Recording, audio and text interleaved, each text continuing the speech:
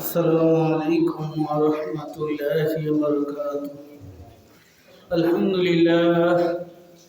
لله نحمده ونستعينه ونستغفره ونعوذ بالله من شرور أنفسنا ومن سيئات أعمالنا. من يهد الله فلا مضل له ومن يضلله فلا هادي له، ونشهد أن لا إله إلا الله وحده لا شريك له। এখন সময় দুপুর 12:45। مولانا محمدا عبده ورسوله الذي أرسله بالحق بشيرا ونذيرا وداعيا إلى الله بإذنه وسراجا منيرا. فقد قال الله تعالى في كلامه المجيد والفرقانه الحميد: أعوذ بالله من الشيطان الرجيم. بسم الله الرحمن الرحيم. يا أيها الذين آمنوا اتقوا الله وقولوا قولا سديدا يصلح لكم أعمالكم ويغفر لكم ذنوبكم ومن يطع الله ورسوله فقد فاز فوزا عظيما. وقال النبي صلى الله عليه وسلم: الصلاة عماد الدين، من أقامها فقد أقام الدين ومن هدمها فقد هدم الدين، أو كما قال النبي عليه الصلاة والسلام. وقال الشاعر: दिन की सूरज डूब रही है हम लोगों के सामने, रोज हशर में क्या जवाब दे मुस्तफा की सामने। আসছে পথে আধার নেমে, তাই বলে কি রইবি থেমে, বারে বারে জ্বালবি বাতি, হয়তো বাতি জ্বলবে না, তাই বলে তো ভীরুর মতো বসে থাকলে চলবে না। আল্লাহ তাআলা দরবারে লাখ লাখ শুকরিয়া যে আল্লাহ পাক রব্বুল আলামিন আমাদেরকে রজব মাসের শেষ জুমায় যে আল্লাহ পাক রব্বুল আলামিন আমাদেরকে হাজির করলেন, উপস্থিত করলেন। ও আল্লাহ শুকরিয়া আদায় করি, সবাই বলি আলহামদুলিল্লাহ। ওই নবীজির উপর দুরূদ পড়ি যিনার উপরে আল্লাহ তার ফেরেশতা সমস্ত সৃষ্টিকুল যে নবীর উপর দরুদ পড়ে, আমরা আমাদের স্ব ভাষায় স্ব জবানে ওই নবীজির উপরে একবার দরুদ পড়ি, সবাই বলি সাল্লাল্লাহু আলাইহি ওয়াসাল্লাম। সম্মানিত মুসল্লিয়ানে কেরাম, আজকে রজব মাসের শেষ জুমা। আল্লাহর রসুল জাবের রাদিয়াল্লাহু তাআলা আনহু থেকে বর্ণিত হাদিস, আল্লাহর রসুল বলেন: আন জাবিরিন রাদিয়াল্লাহু তাআলা আনহু قال ইযা দাখালা রজব আল্লাহুম্মা বারিক লানা ফি রজব ওয়া শাবান ওয়া বাল্লিগনা রমাদান। যে আল্লাহর রসুল রজব মাসের চাঁদ উঠে গেলেই তার উম্মতকে শিখাইছেন, উম্মতকে জানায়া দিয়েছিলেন যে তোমরা এই দোয়া বেশি বেশি পড়ো: আল্লাহুম্মা বারিক লানা ফি রজব ওয়া শাবান ওয়া বাল্লিগনা রমাদান।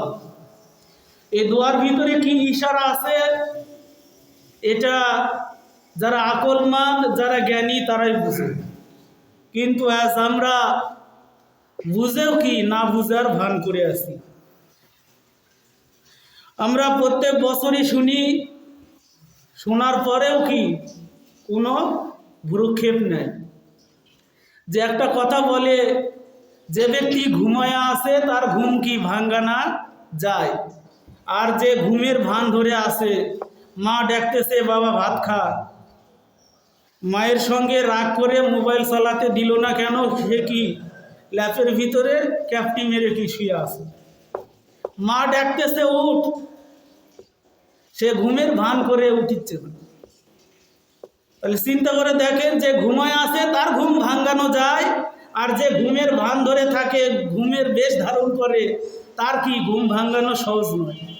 ঠিক আমরা জানি বুঝি যে দুনিয়ায় আমরা কি চিরকাল থাকবো না, আসছি একদিন, যাব একদিন। এই মাঝখানে দু একদিন আমরা কি করতেছি, এটা আমাদের চিন্তার বিষয়। বড় বড় স্কুল কলেজে লেখা আছে, শিক্ষার জন্য এসো, সেবার জন্য বেরিয়ে যাও। যে স্কুল বা কলেজে তুমি ভর্তি হলে, কেন ভর্তি হলে, এখানে এসে কি করতেছো, এখান থেকে যখন তুমি যাবে জাতিকে কি পুরস্কার, কি তুমি দিলে জাতিকে। ঠিক এমনইভাবে এরকমই একটা প্রশ্ন, আল্লাহ আমাকে আপনাকে কেনই দুনিয়ায় পাঠালেন, এখানে এসে আমি আপনি কি করতেছি, এখান থেকে আবার যখন যাব তখন আমার পাথেয় পুঁজি কি, আমি কি অর্জন করলাম, এটাই কি ভাববার বিষয়। যে একটা উদাহরণ এক্সাম্পল বারবার দেওয়া হয়, যে আজকে হাটের দিন, যার কি কাছে টাকা আছে তার কি বাজারে গেলে তার কি ব্যাগ ভরবে। ঠিক এমনইভাবে আল্লাহ পাক আমাকে আপনাকে এই দুনিয়ায় পাঠাইছেন পরকালের কি বাজার করার জন্য। কবির ভাষায় বলেন, দুনিয়ার বাজারে সৌদা কিনিবারে পাঠাইছেন আল্লাহ মোদেরে। এ যে থাকিবার জায়গা নয়, তাই তো মুসাফির কয়, যেতে হবে ওই কবরে। দুনিয়ার বাজারে সৌদা কিনিবারে পাঠাইছেন আল্লাহ মোদেরে। এখানে পাঠানোর একমাত্র উদ্দেশ্য, আল্লাহ বলেন, ওমা খলাকতুল জিন্না ওয়াল ইনসা ইল্লা লিয়াবুদুন, জিন এবং মানব জাতিকে আমি দুনিয়ায় পাঠাইছি। কি কারণে পাঠাইছি? আমি আল্লাহর ইবাদত করার জন্য, বন্দেগী করার জন্য। টাইম অ্যান্ড ডাইট ওয়েট ফর নান, সময় ও স্রোত কারোর জন্য অপেক্ষা করে না।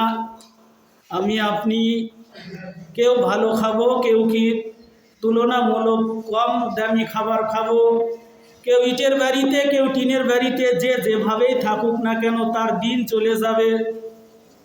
আল্লাহর পয়গম্বর বলেন, আর দুনিয়া মাজরাতুল আখিরা, দুনিয়াটা হলো পরকালের সম্পদ অর্জন করার জায়গা। এখানে তুমি যা অর্জন করবে হাসরের মাঠে আল্লাহ সেগুলোই দিবে। আল্লাহ বলেন, ওয়াত্তাকু ইয়াওমান তুরজাউনা ফীহি ইলাল্লাহ, ওই দিনকে ভয় করো যেদিন তোমাদের আল্লাহর সামনে দাঁড়াতে হবে। আল্লাহ পাক কোরআনে কারিমের আরো এক জায়গা বলেন, লা ইয়াজমাআন্নাকুম ইলা ইয়াউমিল কিয়ামাতি লা রাইবা ফীহি। হে মানুষ, তোমরা কি মনে করো আমি আল্লাহর সামনে তোমরা জড়ো হবে না? আল্লাহর সামনে অবশ্যই যাইতে হবে। আল্লাহ বলতেছে লা রাইবা ফীহি, তুমি কি সন্দেহ করতেছো যে দুনিয়ার থেকে তুমি যাবে না, সারা জীবন এই দুনিয়াতে থাকবে? কখনো নয়। দেয়ার কনসিডার্স নো টাইম, যে মৃত্যুর কোনো কি নাই, সময় সীমা নির্ধারণ নেই, যে অবশ্যই 1 মিনিট আগে হোক 1 মিনিট পরেই হোক আমার আপনাকে মৃত্যুর স্বাদ গ্রহণ করতেই হবে। কবি বলেন, মৌতু কাসিন কুল্লু নাসিন শারিবু, কবর বাইতিন কুল্লু নাসিন দাখিলু, যে মৃত্যুর পেয়ালা এটা আমার আপনার সবার কি পান করাই লাগবে। যে বাদশাহ সেকেন্দার জুলকারনাইন, তিনি, তার নাম কি নওশেরওয়া বাদশাহ। কোরআন শরীফ সূরাতুল কাহাফের ভিতরে তাকে জুলকারনাইন বলা হয়েছে। ক্বালু ইয়া জুলকারনাইনি ইন্না ইয়াজুজ ওয়া মাজুজ, যে এখানে জুলকারনাইন বলা হয়েছে যে বাদশাহ কি গোটা পৃথিবী শাসন করেছে। মারা যাওয়ার আগ মুহূর্তে তার মন্ত্রী ক্যাবিনেটকে বলতেছে যে আমি গোটা পৃথিবী শাসন করেছি, আমি যখন মারা যাব সেদিন তোমরা কি করবে? যত এলাকার ভিতরে দামি দামি ডাক্তার আছে, MBBS ডাক্তার বলে, MBBS, FCPS, FRCS, যত দামি দামি ডাক্তার আছে সব ডাক্তার যেন কি করে, আমার খাটিয়া কাঁধে নেয়। আমার উত্তরসূরি যেন আমার খাটিয়া কাঁধে না নেয়। উত্তরসূরি বলতে ছেলে মেয়ে মাহরাম যারা কি মাইয়েতের কাছের নিকট আত্মীয়, তিনি বলতেছেন আমার উত্তরাধিকার তারা যেন আমার লাশ কাঁধে না নেয়। আমার লাশ কাঁধে নিবে তারা যারা MBBS, FCPS, FRCS বড় বড় ডিগ্রি অর্জন করনেওয়ালা ডাক্তার, তারা আমার লাশ কাঁধে নিবে। কারণ আমি দুনিয়ার মানুষকে মেসেজ জানাতে চাই যে তোমরা ডাক্তারের উপর যে ভরসা করতেছো, এ ডাক্তার কিচ্ছু নয় যে আজ তোমার কি চিকিৎসা করবে ভালো হবে, আবার কি আরেকজন আবার পরের দিন মারা যাইতেছে। যে একই মেডিকেল কলেজ, কেউ কি খুশিতে মেয়েকে সিজার করতে নিয়ে যায়, ছেলে হোক মেয়ে হোক, কেউ কি মিষ্টি ঠুঙ্গা কার্টুন কি মেডিকেলে ঢুকতেছে, আবার পিছনের দরজা দিয়ে মানুষের লাশও চলে যাইতেছে। যেগুলো চিন্তার বিষয়। একই মেডিকেল, এখানে বাচ্চা হওয়ার কারণে কেউ মিষ্টির প্যাকেট নিয়ে আনন্দ করতেছে, আবার পিছনের গলি দিয়ে লাশ নিয়ে অ্যাম্বুলেন্সে করে কাঁদতে কাঁদতে চলে যাইতেছে। তাহলে আমরা ডাক্তারের উপরে কি ভরসা করি?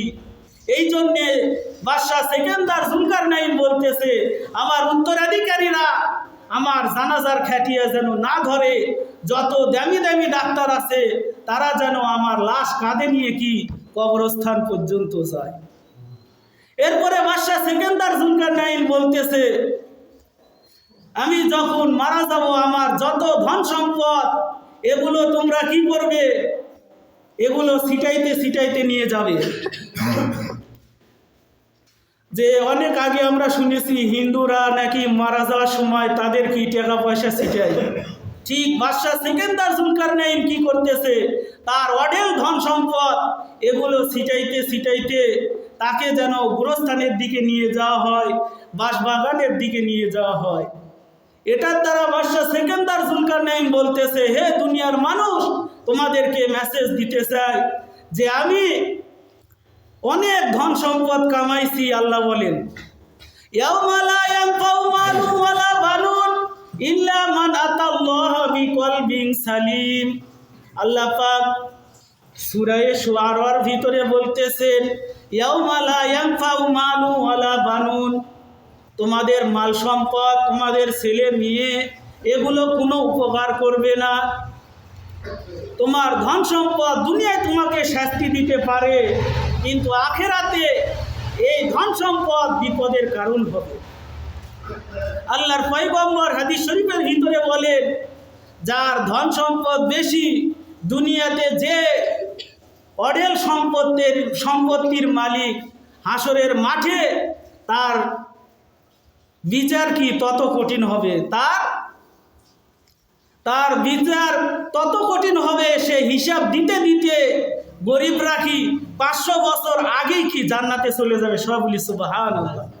আজ আমরা দুনিয়াতে যারা গরিব মনে কষ্ট পায়, বান্দায় ঘাড়া কি মাইকিং করতেছে ইরফান আলী তরফদার যে কি গরুর গোস্ত বিক্রি হবে, মনে হচ্ছে আমরা কিনতে পারতেছি না।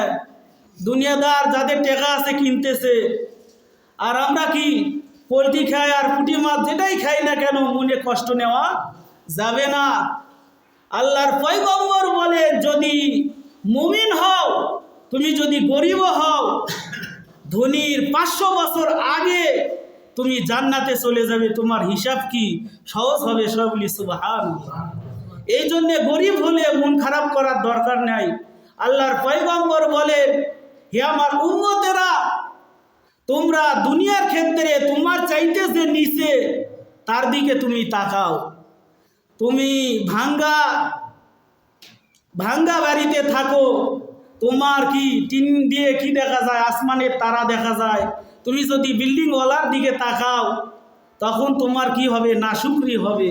এই জন্য আল্লাহর পয়গম্বর বললেন যে তুমি যে পর্যায়ে আসো তোমার চাইতে যে নিচে আসে তার দিকে তুমি তাকাও।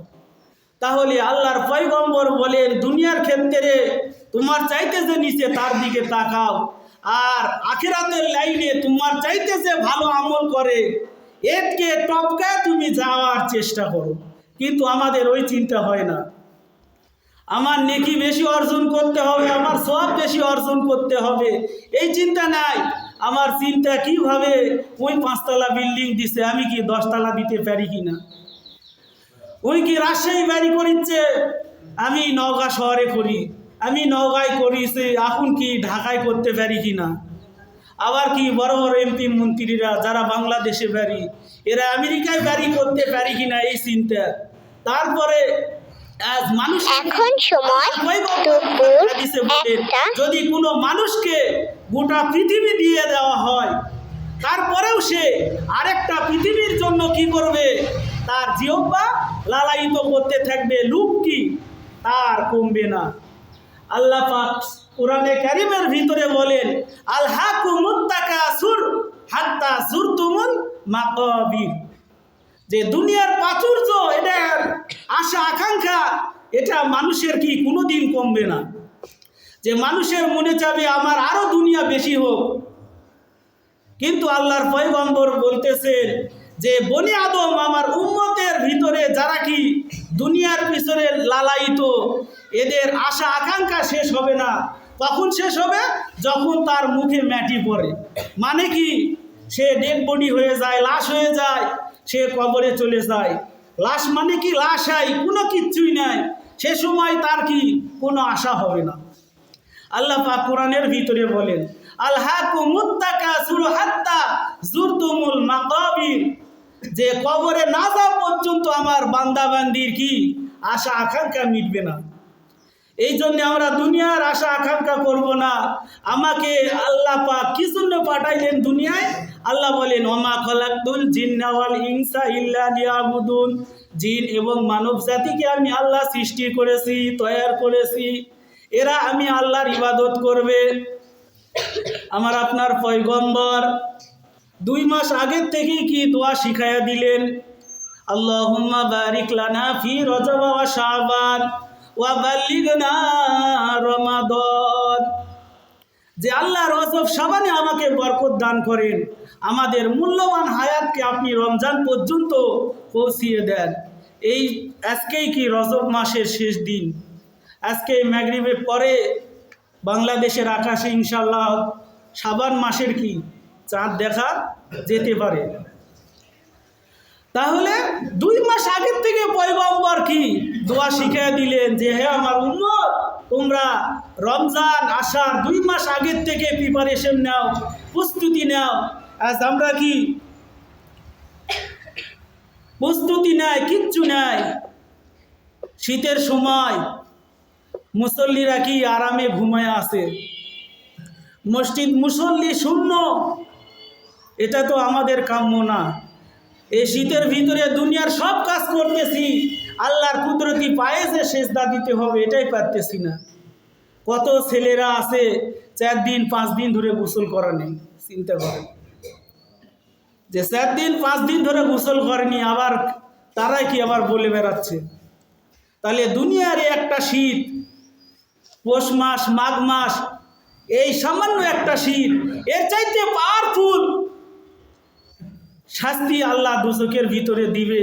যারা নামাজ ছেড়ে দিয়ে আরামে ঘুমায় থাকবে, দুচকের ভিতরে আল্লাহ কি আগুনেরও যেরকম ব্যবস্থা করছেন, ঠান্ডারও কি ওই রকমই ব্যবস্থা আছে। দুনিয়ায় আজকে আপনাকে ছেড়ে দেওয়া হয়েছে, আপনাকে ফেরেশতারা ঘাড় ধরে কান ধরে মসজিদে নিয়ে আসবে না। আর আল্লাহ বলেন কোরআনে, লাস্তা আলাইহিম বিমুসাইতির, হে রাসূল আপনাকে দারোগা বানিয়ে পাঠায়নি, মানুষকে মেরে পিটে আপনি কি করবেন, মুসলমান বানাবেন এবং একে জোর করে মসজিদে নিয়ে আসবেন। যে না, জোর করে মানুষকে মসজিদে নিয়ে আসাও যাবে না এবং জোর করে তার উপর ধর্ম চাপিয়ে দেওয়া যাবে না। আমি আপনি দুনিয়ার বুঝি, কিন্তু পরকালের ব্যাপারে আমরা কি বেখবর হইতেছি, এগুলো অবশ্যই কি কপাল পোড়ার লক্ষণ।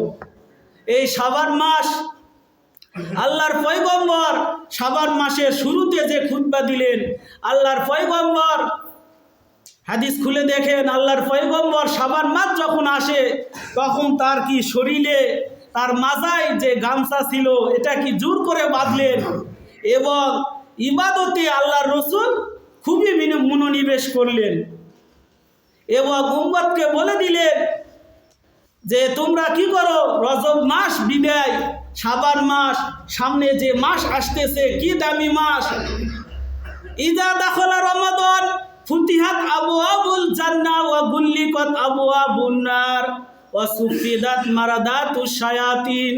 আল্লাহর পয়গম্বর ডাক দেয়া বলেন, হে আমার উম্মতেরা, ইজা দাখলা রমাদান, যখন রমজান মাসের চাঁদ উদিত হয়ে যায়, ফুতিহাত আবওয়াবুল জান্নাহ, জান্নাতের 8টা দরজা খুলে দেওয়া হয়, সবাই বলি সুবহানাল্লাহ। ওয়া গুল্লিকাত আবওয়াবুন নার, দুজকের দরজাগুলো বন্ধ হয়ে যায়। ওয়া সুফিদাত মারাদাতুশ শায়াতিন, অবাধ্য জিন শয়তানকে কি করা হয়, শৃঙ্খলাবদ্ধ করা হয়। তাহলে সামনে যে মাস আসতেছে এটা কি খুবই দামি মাস, রজব আল্লাহর মাস, শাবান কি নবীজির মাস, উম্মতে মুহাম্মাদির মাস কি রমজান মাস, সবাই বলি সুবহানাল্লাহ। এই জন্য আমরা কি করি, ভালো করে আমল করি। যদি আমার আমল যদি ভালো হয়, জান্নাতের বিছানা কবরে বিছিয়ে দেওয়া হবে। আর যদি আমল খারাপ হয়, এ মানুষই কি হাসরের মাঠে আফসোস করবে, ইয়াকুলু ইয়া লাইতানি কদ্দামতু লি হায়াতি, হায় আফসোস, হায়াতে জিন্দেগিতে বেঁচে থাকতে পরকালের জন্য যদি আগে কিছু পাঠায় দিতে পারতাম। এভাবে মানুষ কি আফসোস করবে। সূরা হাসরের শেষের দিকে আল্লাহ বলেন, ইয়া আইয়ুহাল্লাযীনা আমানুত্তাকুল্লাহ ওয়াল তানজুর নাফসুম মা কদ্দামাত লিগাদ, যে তারা হাসরের মাঠে আফসোস করবে, হায় আগামীকালের জন্য যদি কিছু পাঠায় দিতাম। মুফাসসিরিনে কেরাম বলেন, আগামীকাল বলতে এখানে কিয়ামতের মাঠ উদ্দেশ্য। কিয়ামতের মাঠ আসার আগেই যদি আমি কিছু আগেই পাঠাতাম, মানে নেক আমল করতাম। কাজেই পরকালে যে যেন আমাদের আফসোসের কারণ না হয়, এই জন্যে দুনিয়ায় থাকতে 5 ওয়াক্ত নামাজ, রমজানের রোজা, এগুলো আমার আপনারই কি করতে হবে, নাকি হিন্দুরা আশা করবে? হিন্দুরা রোজা থাকবে, হিন্দুরা তারাবি পড়বে না, এটা কি মুসলমান করবে? কিন্তু আজ আমরা এমন মুসলমান, 5 ওয়াক্ত নামাজ, মসজিদে কি মুসল্লি নাই, যে এগুলো ঠিক না। আল্লাহর পয়গম্বর বলেন, আসসালাতু ইমাদুদ্দিন, নামাজ হলো ধর্মের খুঁটি, মান আকামাহা ফাকাদ আকামাদ্দিন, যে ব্যক্তি নামাজকে বরবাদ করলো সে যেন দিন ইসলামের খুঁটি আর স্তম্ভকে খান খান করে ফেলাইলো। সবাই বলি নাউজুবিল্লাহ। ওয়ামান হাদামা ফাকাদ হাদামাদ্দিন, আল্লাহর পয়গম্বর বলেন, যে ব্যক্তি নামাজকে কায়েম করলো সে যেন দিন ইসলামের খুঁটি আর স্তম্ভকে সুন্দর করে মজবুতভাবে আঁকড়ে ধরলো। এই জন্যে 5 ওয়াক্ত নামাজ, রমজানের রোজার প্রস্তুতি আমরা বেশি বেশি করে নিই। আল্লাহ পাক আমাদের সবাইকে তৌফিক দান করুন, সবাই বলি আল্লাহুম্মা আমিন।